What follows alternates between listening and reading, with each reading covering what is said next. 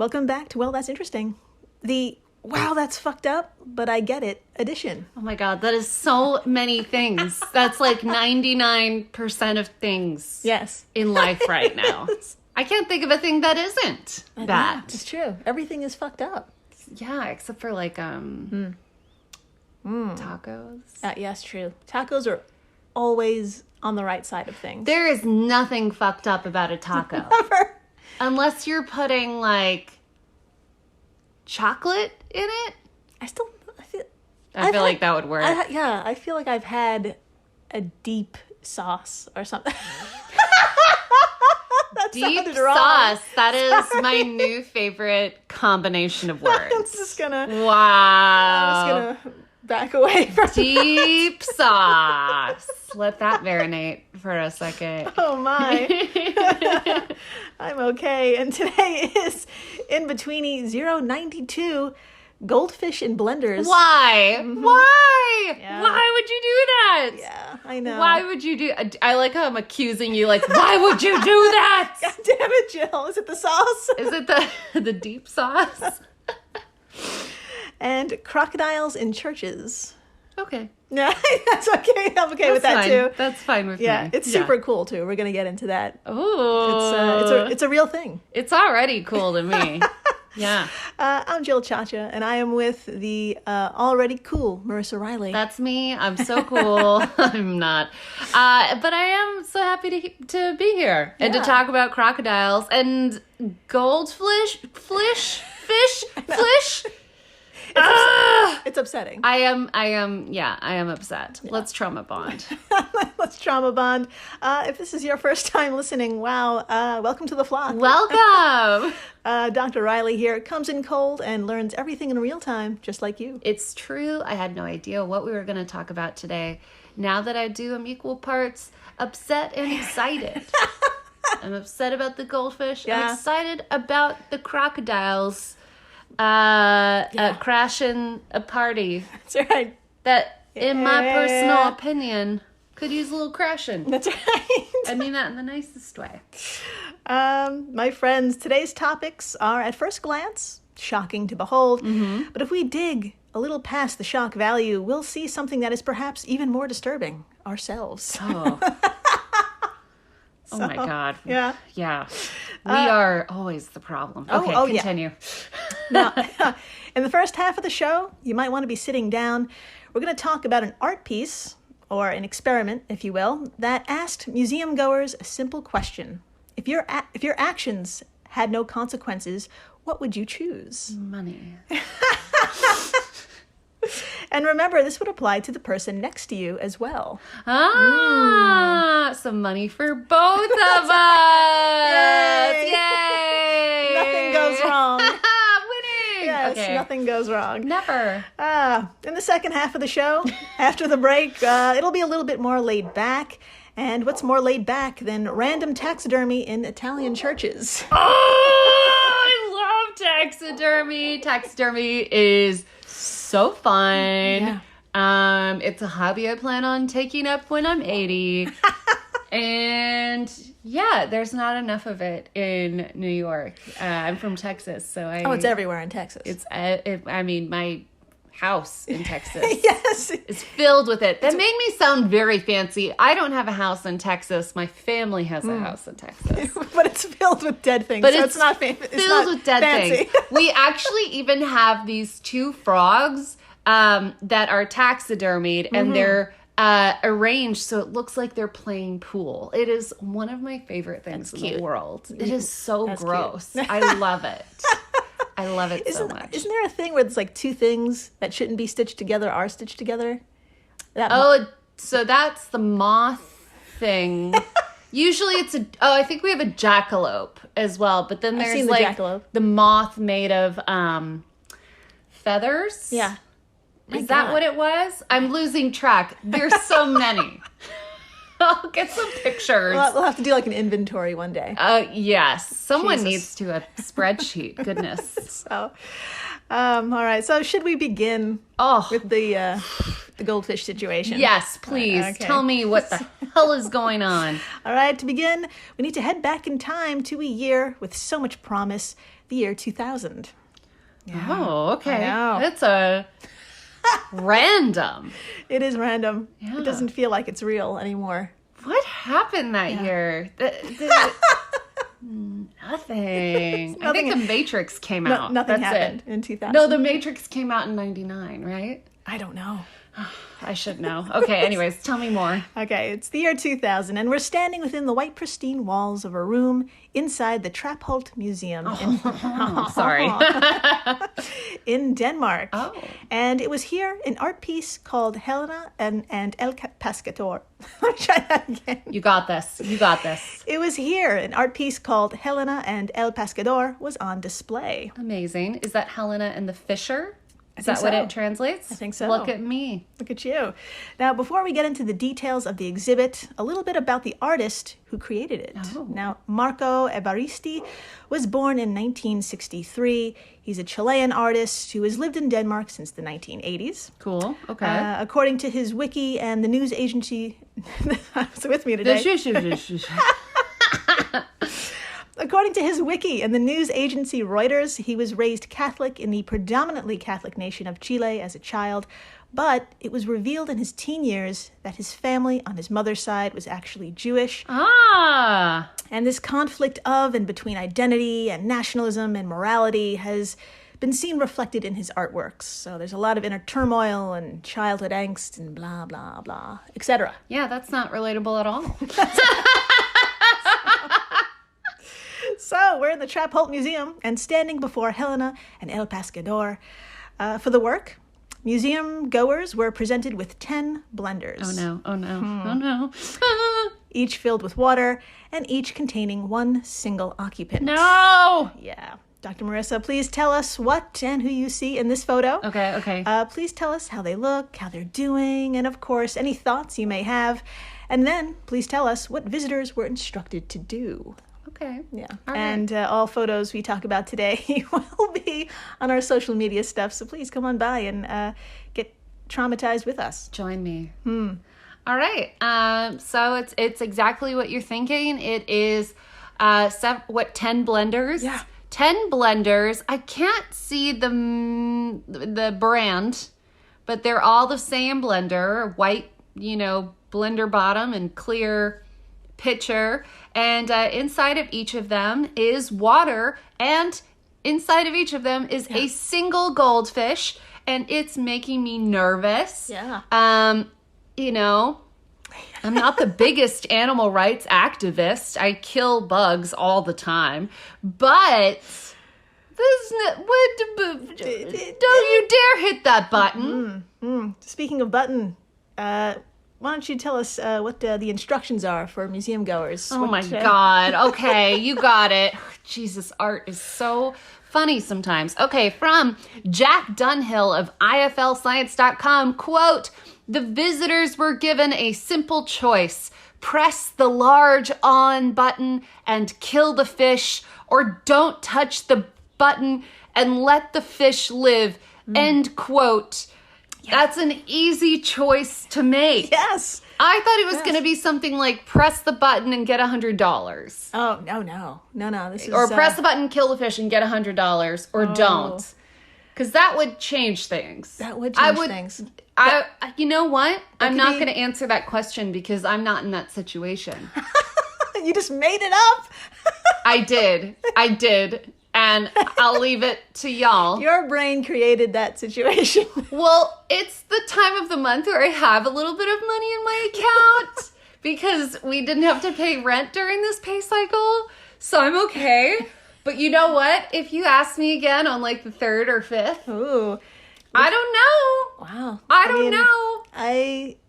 That's an interesting concept. That could be its own art piece.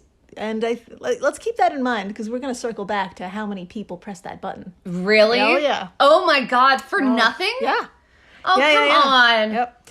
Now, I'm sure a lot of you out there have some questions like, holy shit, were there any psychos who pushed the button? We just talked about that. Uh-huh. And why are we doing this to begin with? Yeah. Right? All great questions. Yeah. Well, First, let's get some insight from the artist Marco, who told the BBC back in 2003 he wanted to force people to, quote, do battle with their conscience. Okay. The idea was to place people before a dilemma to choose between life and death.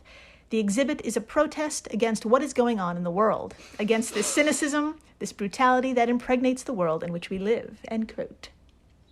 I mean, what a bold statement for, an art piece with some blenders. Hey, man.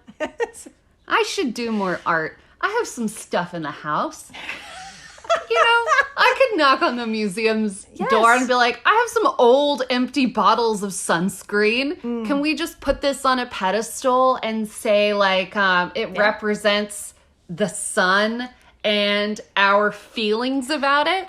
I don't know. No, art is, a thing. Look, it works. It works, man. And also, I like your idea about, would people press the button if they were paid? Probably. Yeah. God, it's brutal. I mean, in New York, not a second thought. There would be a line down the block. They'd be like, "Are these cronuts?" God. And they'd be like, "No, it's $100. No other details." That's the next block. Yeah.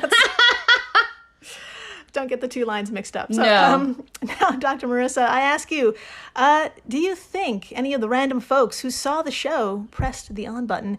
And if so, how many people do you think did? And of course, if anyone's wondering, yes, the blenders were plugged in. And put a pin in that later, too. Okay, I think yes. Oh.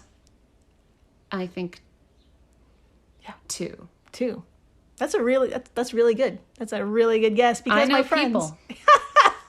My friends, in this day and age, I'm happy to report only one questionable person pushed the on button. But this person, God help me, did it not once, but twice. So basically I got it. I got it. So did they press 2 blenders or one twice? I think they did 2 blenders. Yeah. What a dick. Yeah. What a dick. Did they send him in for questioning? No, there were no consequences. Oh, yeah, that's right. Remember? Yeah, so needless to say, when the exhibit itself and when word got out, someone blended 2 fish, complaints came pouring in. Yeah. Police first asked for the blenders to be unplugged, and when Marco refused, Peter Mayer, director of the Trapholt Museum, was fined for cruelty to animals and issued a 2,000 kroner fine, or $205 at today's rate. Yeah. I mean, yeah. That's perfect. Yeah. I mean, it's none of this is perfect, but I'm glad someone intervened. But my friends, the drama didn't end there. Of course not. No, Mayer refused to pay and decided to take this fine to the court, whereupon he told the judge, quote, "It's a question of principle. An artist has the right to create works which defy our concept of what is right and what is wrong," end quote. Now, this is an opinion, of course, and what was actually in question was the cruelty to animals charge. Yeah, it is. It's super cruel. It's pretty awful. Yeah. But Dr. Marissa, please tell us what the experts testified during the hearing and what was Judge Preben Bagger's ruling. Let's talk about it. All right, from the 2003 BBC article, "Liquidizing Goldfish, Not a Crime." Okay. Quote, "The court had earlier heard an expert witness from the blender's maker, Molinex,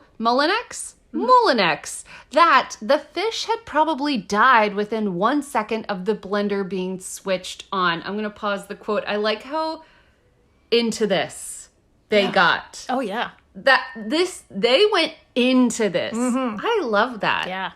Good for goldfish. Good for animals. Someone is awesome. Okay, continuing the quote. "A vet also told the court that the fish would have died painlessly. Being that the fish were killed instantly and humanely, said Judge Preben Bagger, the work did not constitute cruelty to animals," end quote. I'm glad we got into some details. Yeah. And we thought about it. Yeah. But I think it's cruel.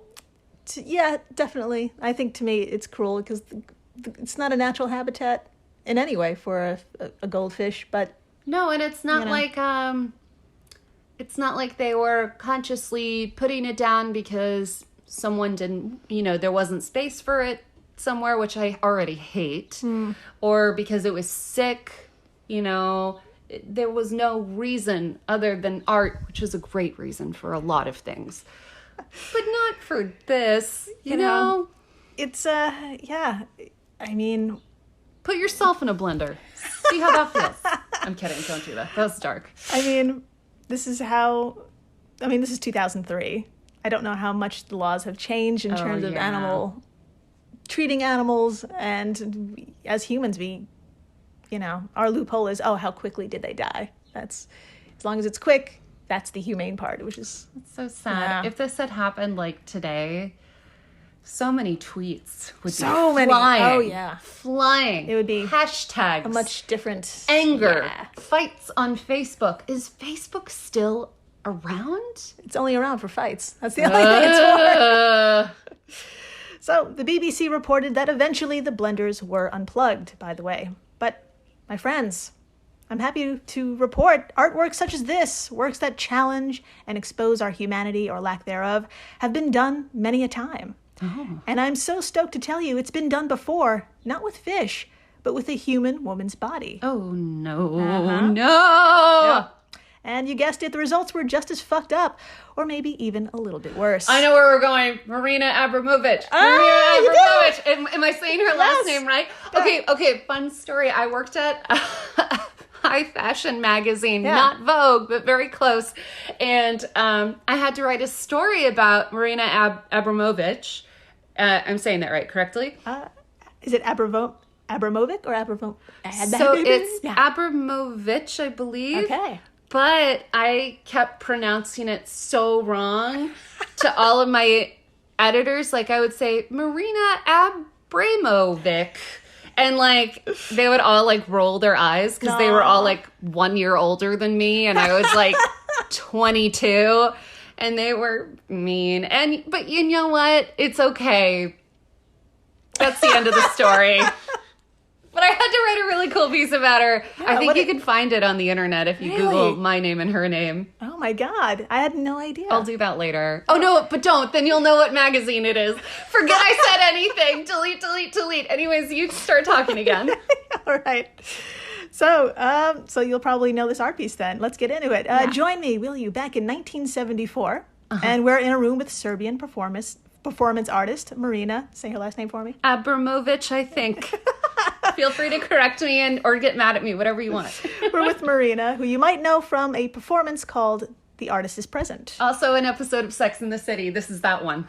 They visited her in the middle of the night to see if she was still there because she was living in a museum. That's right. It ran through March to May of 2010 at the New York Museum of Modern Art, where she spent a whopping 736 hours and 30 minutes sitting immobile in the museum's atrium, while spectators were invited to take turns sitting opposite her. Amazing. Yeah. And I just remember it just being a huge, huge thing. It was a huge deal. I mean, it rippled all the way to Texas, where I lived at the time. I knew about it, which was big. I remember people just bawling their eyes out and posting on social media that it was just like life transforming. And people waited hours online to sit with her. And I just wanted to add a single side note. I mean, the show /experiment/performance became so huge thanks to our savior, Lady Gaga. What? Uh-huh. What? That's right. From the wiki, quote, after Lady Gaga saw the show and publicized it, Abramovic? I think it's Abramovich, but I'm not the expert. Now I'm scared you're right. No. And I was right when I worked at that internship. Trust yourself. Okay. You were right, intern. Abramovich found a new audience, and this is her speaking now. So the kids from 12 and 14 years old to about 18, the public who normally don't go to the museum, who don't give a shit about performance art or don't even know what it is, started coming because of Lady Gaga. Oh my God. And they saw the show, and then they started coming back. And that's how I got a whole new audience, end quote. I love that. How amazing. Gaga, she's so cool. I'm obsessed with her. Kids today, if y'all haven't done a deep dive, get in there. Check her out. She's an amazing artist and a humanitarian and a friend, to be honest. I have never met her, but we go way back. I sound really creepy. Yes. But before Abramovich was a hit with the kids, way back in 1974, she was putting her body on the line in a totally different way that produced a totally different and horrific outcome.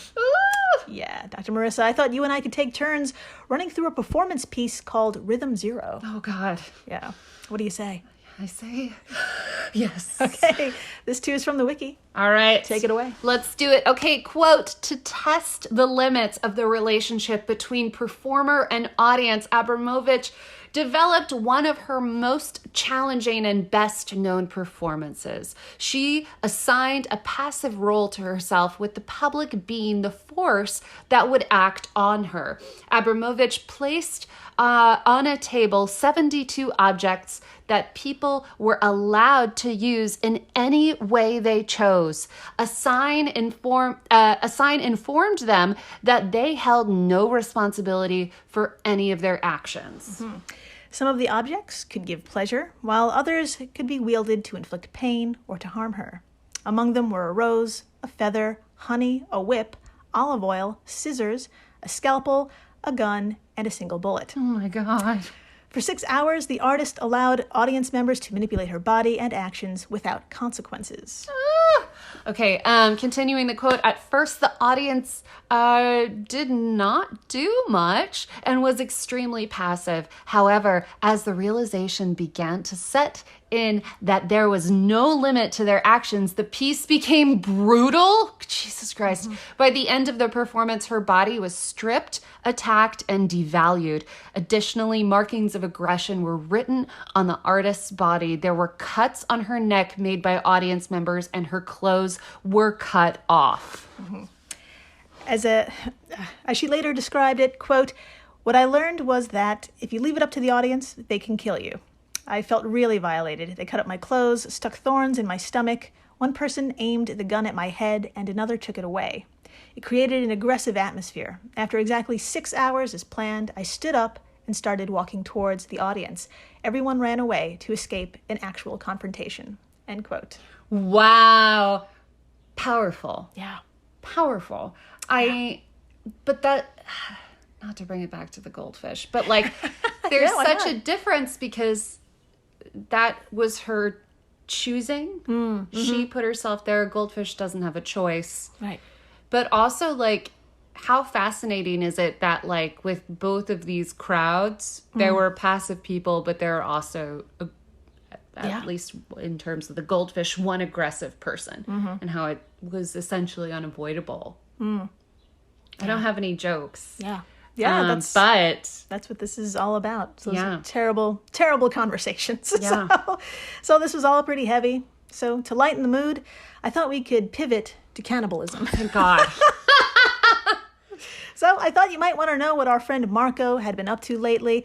Well, back in 2007, Marco liposuctioned fat from his body and mixed it with ground beef to make meatballs. Oh, that's right. Which he fried in olive oil, canned, and displayed in a public gallery. Cool. Now, here he is now. I have a photo of him. Dr. Marissa, please have a look at Marco with his cans of human and beef meatballs. Here he is. I mean, there's so many wrong things about this, but if you put all of the wrong things over here off to the side, this is hilarious. It is so wrong. I can't say that enough. But I will say the cans have a picture of him in who was that guy who did the naked pose? Oh man, I'm gonna think of it. The only one. Sort of like a spread out Greek god eating grapes pose.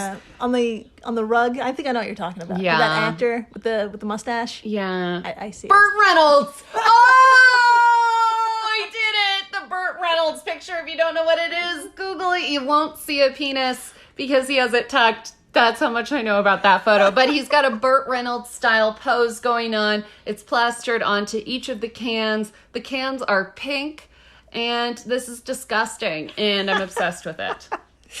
Oh, my friends, in the gallery, 13 tins of meat sat on a long table in an echo to Christ's Last Supper. Wow. Yeah. Sorry. I know. Why not, right?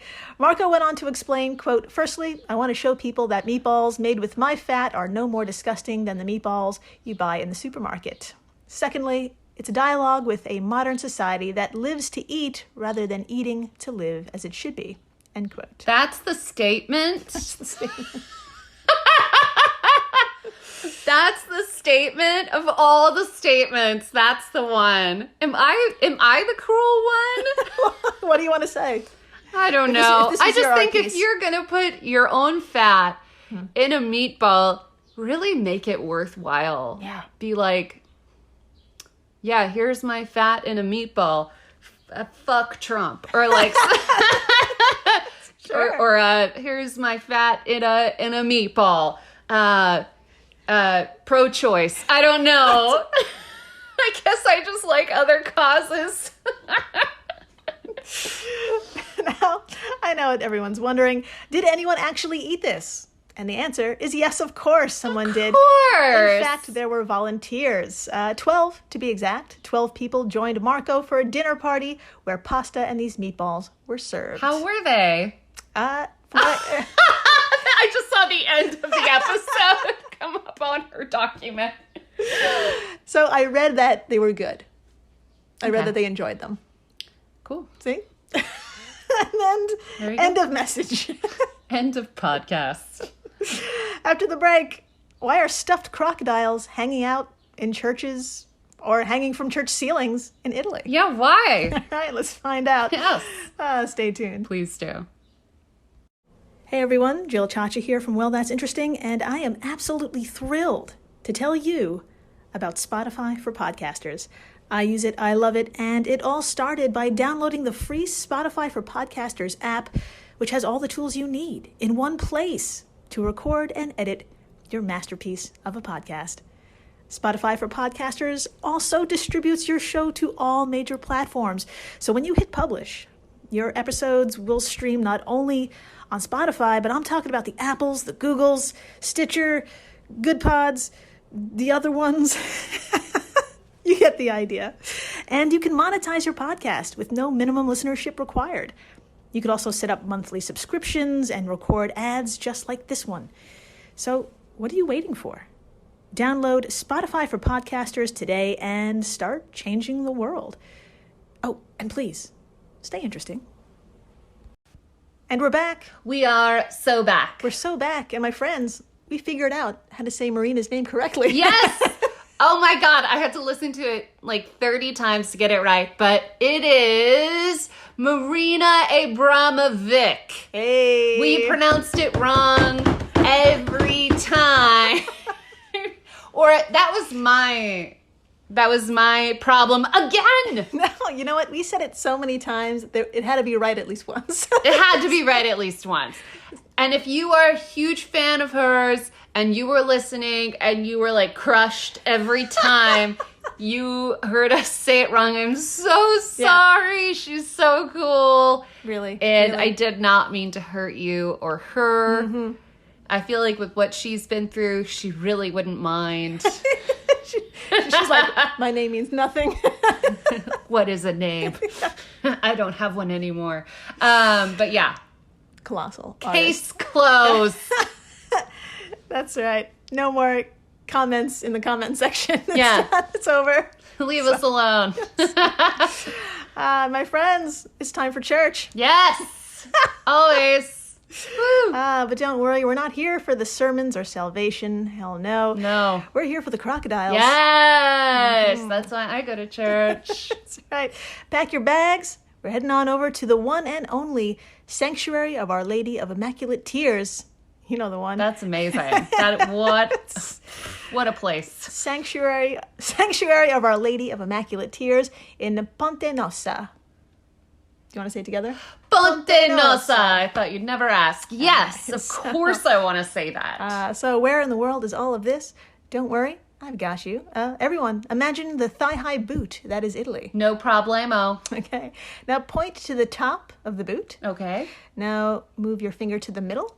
You got it. And voila, there's Ponte Nossa. Ponte Nossa. It's about 40 miles northeast of Milan. Ah, I'm familiar with the city. I don't know why I paused. I'm like, Milan. Were you waiting for me to say like a fashion thing?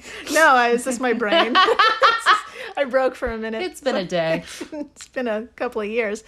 Now, within the sanctuary of Our Lady, you'll find the usual. There's stained glass, frescoes of long dead saints, a Jesus or two. But, Dr. Marissa, you'll also see this guy. And please tell us what's hanging in this photo. Nothing would make me happier. I'm looking at a picture of a church. Well, the inside of a church, and it's got all this like religious stuff painted on the wall. There's a window, and then hanging from what looks like the ceiling is, you guessed it, a crocodile. And it is just a crocodile. Yeah. It's taxidermied, I'm guessing. Its mouth is open. And it's kind of reddish brownish. Yeah, very much. And I want it so bad. I think it would fit in this apartment. Oh, yeah. It'll fit right in. Yeah. Oh, my God. In, like, the dining space. Were you thinking the bathroom? No, it's, like, right above the bed. That is so intimidating. I love it. Yeah, so it's super, super orangey and tan. This very tan fellow is a taxidermied crocodile that dates back at least 500 years. That's so old! Yeah, making it one of the oldest, if not the oldest, work of taxidermy known. Legendary. I fucking love that. That's incredible. It's fucking incredible. And of course, it's in a church. That's so random. So, yeah, you're probably wondering why and how. Yeah. And mostly why this creature is strung to the ceiling of a Catholic church. Well, luckily I have a few vague and pleasant answers for you.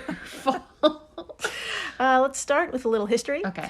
This fun resident had been on the church's grounds since the early 1500s. Hot damn. Yeah, and we know this because someone must have thought it was a bit gaudy, and there are actual documents dating back between 1514 and 1534 asking for its removal. What a narc. What a narc. You know, it's Italy and it's a goddamn church. It's allowed to be as gaudy as it fucking wants. It's, you know. I mean, for real. Versace the fuck out. Enjoy yourself. Gold, crocodiles. The end. Pizza. Go for it. So, after 1534, it didn't go very far as it was rediscovered, found wrapped up in the attic back in the 1700s. Oh. And since whoever complained was long dead too, it went right back up. I love that over 200 years, values when it comes to crocodiles and churches were still there. Yeah. You know, they held strong. They were like, we're going to hold on to this. Yeah, we're going to put it right back where it belongs. We're playing the long game. We're going to... Oh, yeah. Now, one crocodile in one church can be seen as quirky or an anomaly. But my friends, there's at least one other surviving taxidermied croc hanging in another Italian church. Thank God. I love it. And it's not that far away. Oh my God. Just south of the sanctuary of Our Lady of Immaculate Tears is the sanctuary of our Virgin Maria of Grace. Amazing. That's right. You know the one in Curtatone. And the croc, the one here, it's way fancier. What? Dr. Marissa, would you like to take a look at this fucking crocodile? I can't imagine a fancier crocodile, but give it to me. I don't know if fancy is the word. It's a different vibe. It's a fully different vibe. So the other one was hanging from a ceiling, and it was well taken care of, and it was a bit more modest. I couldn't really see the chains or anything. This one is, you know, also a crocodile, also taxidermy. But it's hanging right in the middle of, like, the biggest ceiling, like, the highest ceiling. Like, imagine, what's the Sistine Chapel? Yeah, it is. Like, imagine that kind of magnificence Imagine like that vibe, and then imagine there just being a crocodile hung by two large chains, one going around its like front arms and one going around its back legs. Look at the picture, and everything is gold. I can't stop laughing. The crocodile isn't gold. Is it me or is it the picture? Oh, it's the both. Okay. I love it. It's one of the most gilded ceilings I've ever seen. Yeah, the ceiling is so gold. And then there's a fucking crocodile just hanging out in the middle of it, like, and like nothing else. It's just Scarface vibe. Yeah. Like, I feel like someone should do coke in here. Like, oh, yeah. I feel like Michelle Pfeiffer. This might be the coke room. Yeah. Michelle Pfeiffer should be, like, wisping around in, like, a white bathrobe. Yeah. Just quietly crumbling. Maybe they deleted that scene from the movie. Maybe that's, unfortunately. It's so sad. If you can find it on YouTube. DM. So 1 croc, like I said, is a little strange, but 2...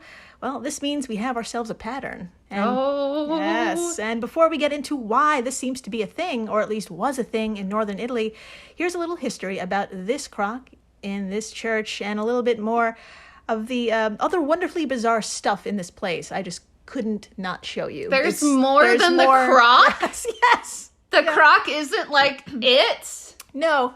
I'm freaking out. No, not at all. I feel like I'm screaming, by the way. I'm surprised someone hasn't yelled from outside, like, shut up. The dog. It's our neighbor's dog. The dog is like, shut up in there. It's our third co-host. So, Dr. Marissa, please tell us, according to the world-renowned Ripley's Berneve... See? I could do this. Amazing. I could do this. You got this. So, Dr. Marissa, please tell us, according to the world-renowned Ripley's Believe It or Not, where did our friend come from, since there are no crocodiles native to Europe? I forgot about that. All right, let's talk about it. Quote, rumor has it that the crocodile arrived at the church during the 15th or 16th century after escaping an exotic private zoo owned by Federico II, Gonzaga, Duke of Mantua. What a name. Yes. Continuing my God. I know, right? Continuing the quote, he definitely does coke.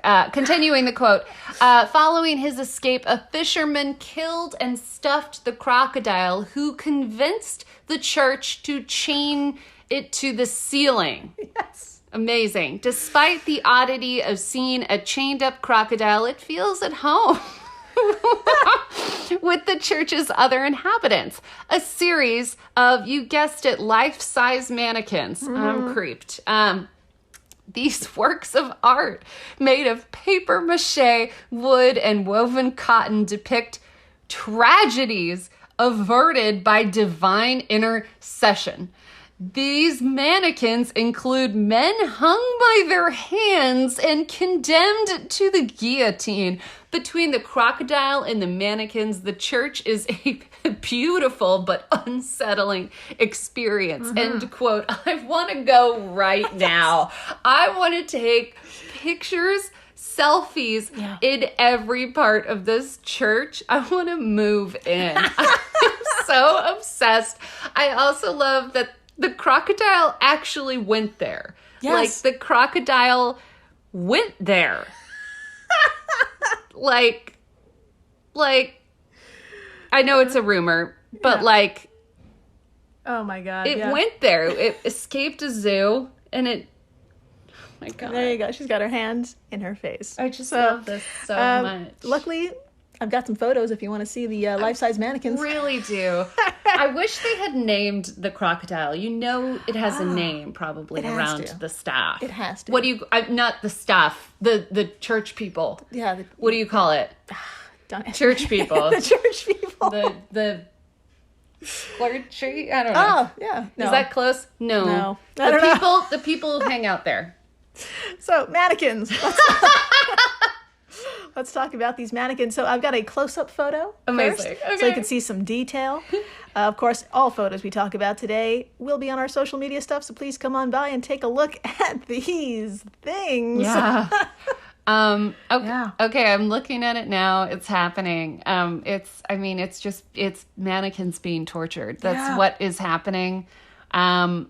Yeah, one is being hung by his hands. Mm-hmm. This one looks like he's either sitting or being hung by his neck. It's very weird that it's one or the other. This one has cherubs around him. That could be a bad thing. It's a bad trip. This one is holding a giant mallet. And this one's in the dark, so I don't know what's going on with him. But they're extravagant. They're big. They're surrounded by gold pillars and sort of gilded crap. It's incredible. Crap is everywhere. Yeah, I also have another photo just to show you their scale. They are definitely life-size because you can see them in the second photo against tourists who are probably going to be us in about a year or two. A year. A month from now, let's be real. We're going to be podcasting from here, whether they like it or not. I'm kidding, a little bit. But yeah, they are human size, and there are a ton of them. My God. Oh, there's 2 levels. I didn't even see the two second levels. level. So like there's a level of them against the wall, and they're kind of framed in these pillars. And then on top of that is another row Holy of them shit. framed by pillars again. So it's just an endless amount of creepy mannequins. Yeah. All you can eat buffet. That's right. Enjoy. There's something for everyone here. 100%. Let's get back to our reptilian friends for a moment. Oh, yeah. I forgot about that. Now, since we need to answer the question why they're literally hanging around. Yeah. According to Atlas Obscura, scholars believe that perhaps this is what people thought dragons were back in the 1500s. Oh, that's so cute. Yeah, I know. The Italian site, fermimn.edu.it, agrees, quote, in ancient times, no distinction was made between dragons, serpents, and crocodiles, end quote. So, it checks out. there you go. They can't fly, but that's all I have to say. That's accurate for even then. Yeah. So, my friends, what dragon, which serpent is most famous? Most famous? Most famous. Most famous to all Catholics. I don't know. You got it. the devil himself. Oh, There you go. I should have seen that coming. Yes, my friends. In a good time known as the Book of Revelations, the devil is depicted as a leviathan, a fire-breathing reptilian creature. Fuck yeah, he is. So, why exactly is a stuffed, scaly Satan watching over all visitors and faithful attendants? Isn't that part of the church, is to intimidate Yes, people? you got it. Is that really it? Did I call it? Yes. Oh, I'm getting better at this. That's right. It's pressuring you to avoid sinning. Amazing. Quote, in Christian times, reptiles were considered personifications of the devil. Of course they were. The crocodile's remains act as a warning against the human inclination to sin. Chaining the crocodile to the facade of the church was the equivalent of controlling the forces of evil.